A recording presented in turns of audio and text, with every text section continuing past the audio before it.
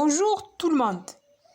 Dans cette vidéo, je vais vous présenter la correction de la partie 3 des preuves d'informatique du CNC session 2019 filière PSI. Bienvenue tout le monde.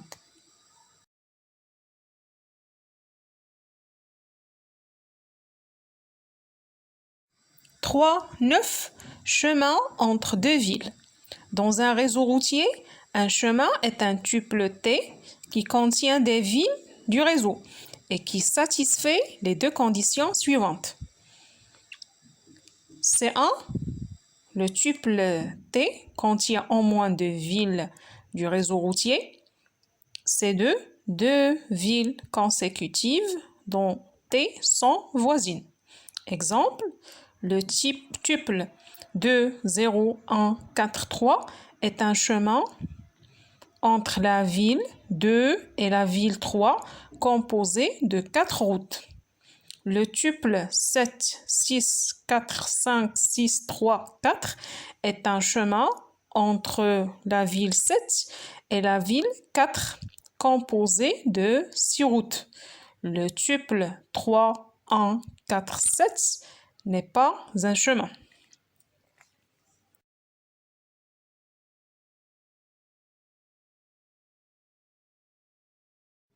La question 9. Écrire la fonction chemin valide TR qui reçoit en paramètre un tuple T contenant des villes du réseau routier représentées par la matrice symétrique R. La fonction renvoie true si le tuple T satisfait les deux conditions C1 et C2 citées ci-dessus. Sinon, la fonction renvoie false.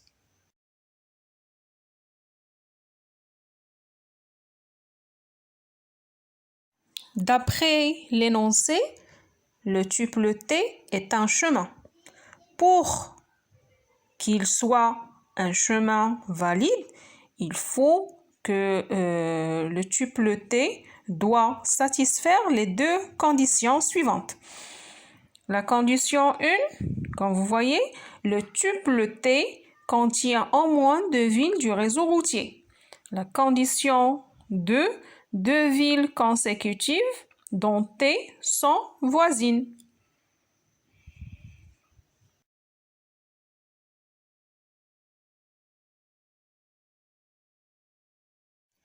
D'après tout ce qui précède, la fonction chemin valide sera écrite comme suit. Def chemin valide TR, if l'un de T inférieur strictement à 2, return false. For I in range 1, l'un de T, if voisine TI-1, TI-R égale false, return false. Return true.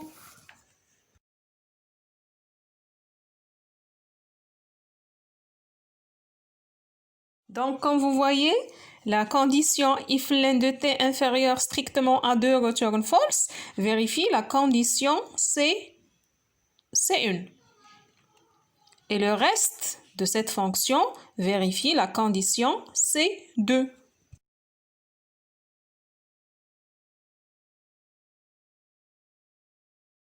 Deux villes consécutives dont T sont deux villes qui existent l'une après l'autre dans le tuple T. Pour cela, on doit parcourir le tuple élément par élément. For I in range 1, l'un de T. If voisine TI-1, TI-R égale false, return false.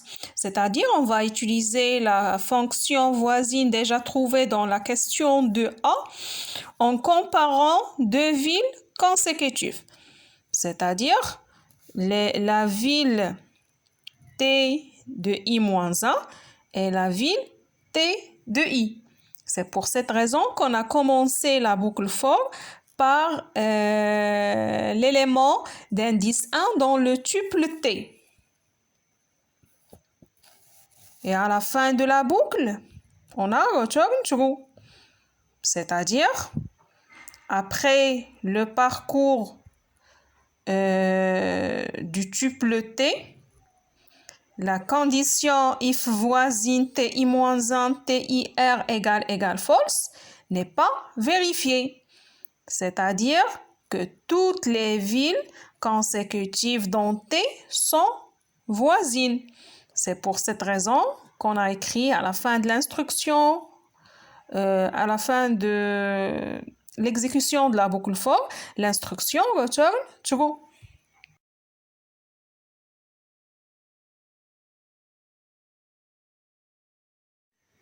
3.10 chemin simple entre deux villes.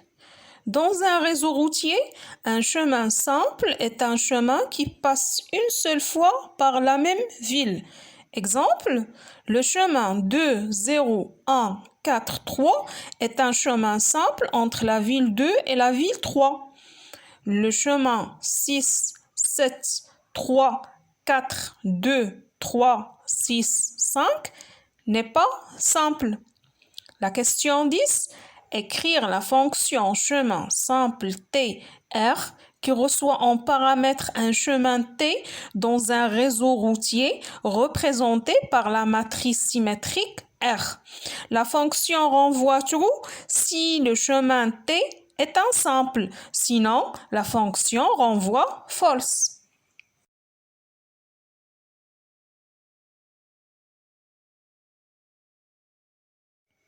Une remarque très importante pour écrire cette fonction, il faut réfléchir tout d'abord au chemin qui n'existe pas dans le réseau routier. Et ça, c'est un cas particulier du chemin. Donc, on doit vérifier tout d'abord, est-ce que le chemin qu'on veut vérifier, est-ce qu'il s'agit d'un chemin valide ou non? Donc, on peut utiliser la fonction chemin valide, la question 9. Et comme vous savez, il faut traiter les cas particuliers au départ pour éviter l'exécution des instructions qui va ralentir le programme inutilement.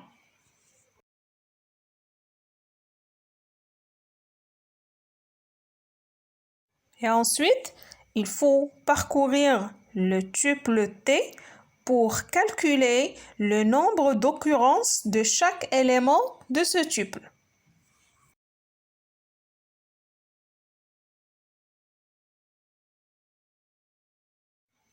D'après tout ce qui précède, la fonction chemin simple s'écrit comme suit.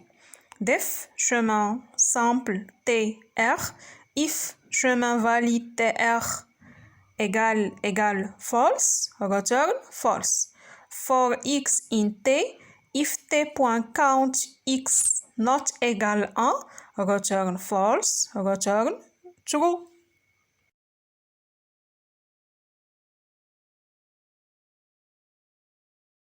Comme vous voyez, nous avons utilisé la fonction count pour calculer le nombre d'occurrences de chaque élément dans le tuple T.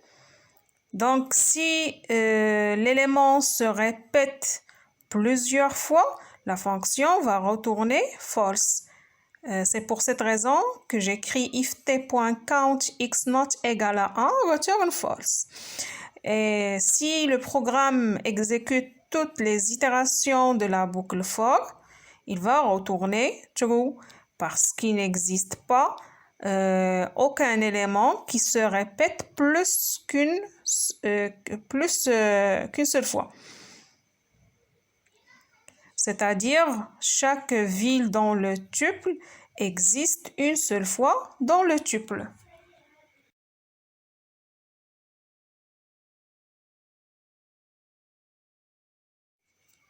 3.11 plus court chemin entre deux villes. On suppose que la fonction liste chemin IJR reçoit en paramètre deux villes I et J d'un réseau routier représenté par la matrice symétrique R. Cette fonction renvoie une liste qui contient tous les chemins simples entre la ville I et la ville J. Exemple, la fonction liste chemin en 5R renvoie la liste de tous les chemins simples entre les villes 1 et 5.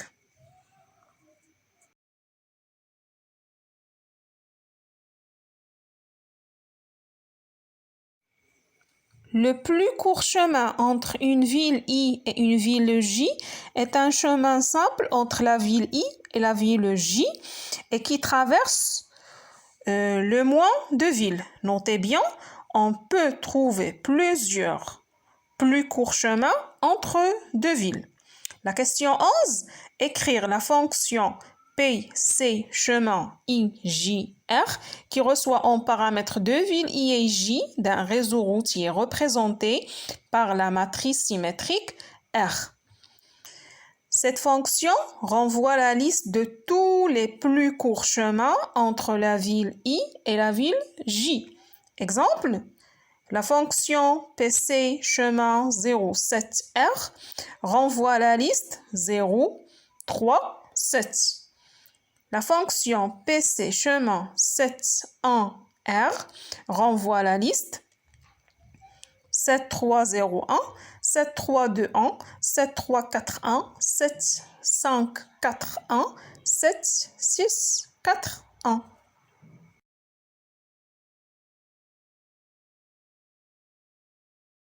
Pour répondre à cette question, on va utiliser la fonction liste chemin par un simple appel.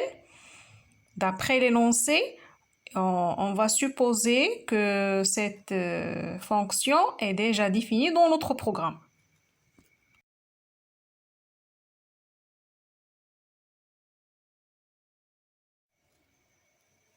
Comme vous voyez, la fonction liste chemin renvoie une liste qui contient tous les chemins simples entre la ville I et la ville J. Donc, pour écrire la fonction PC chemin, on va extraire à partir de la liste renvoyée par la fonction liste chemin tous les plus courts chemins entre la ville I et la ville J.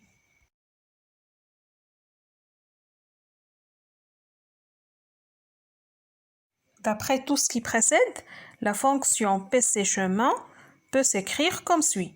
Def PC chemin IJR, PC égale liste vide, L chemin égale liste chemin IJR, long min égale min, len de x for x in L chemin,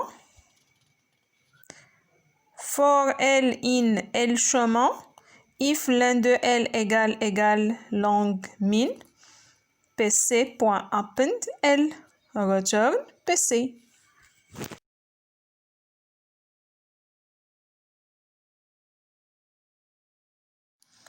Comme vous voyez, tout d'abord, il faut appeler la fonction liste chemin pour récupérer la liste de tous les chemins existants entre la ville I et la ville J.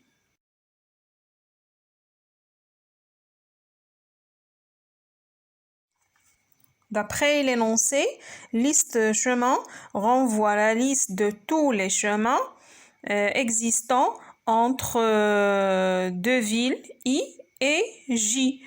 Pour extraire seulement la liste des plus courts chemins entre les deux villes, il faut savoir la longueur minimale de tous les chemins existants dans cette liste. Pour cela, on doit calculer la longueur minimale à travers l'instruction longmin égale min len de x for x in L chemin. C'est-à-dire, il faut créer une liste par compréhension qui va contenir seulement la longueur de chaque élément de cette liste. Et par la suite, On doit appliquer la fonction min sur cette liste pour récupérer la longueur minimale.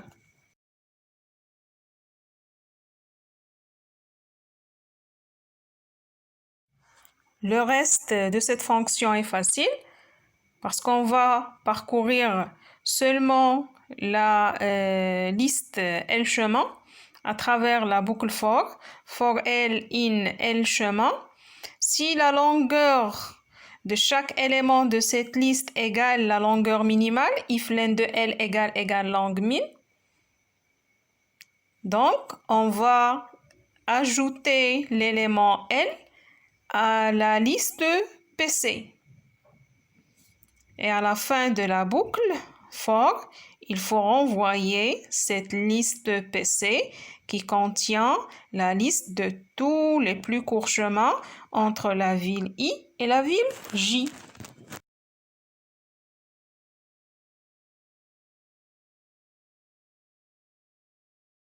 À la fin de cette vidéo, j'espère que cette correction va vous faciliter la compréhension de cette épreuve du CNC et je tiens à vous remercier infiniment pour votre attention et à la vidéo prochaine.